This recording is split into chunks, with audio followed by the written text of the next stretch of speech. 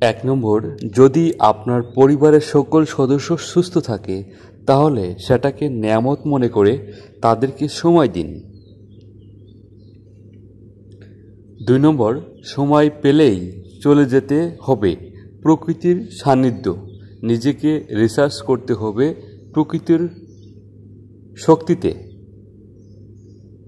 3 নম্বর, professional development বা আপনি যে পেশায় আছেন সেই পেশায় সবচেয়ে ভালো করার জন্য সর্বোচ্চ চেষ্টা করুন।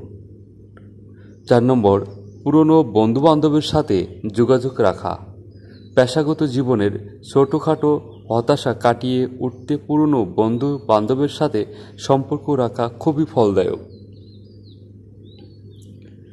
5 নম্বর, ধর্মচর্চা করা। প্রকৃতপক্ষে আপনি যদি সত্যিকারের মানসিক শান্তি পেতে চান তবে অবশ্যই আপনাকে ধর্মচর্চা করতে হবে। ভিডিওটি দেখার জন্য অসংখ্য ধন্যবাদ। ভালো লেগে থাকলে সাবস্ক্রাইব করে সাথে থাকুন। আপনার জীবন সুন্দর ও নিরাপদ হোক।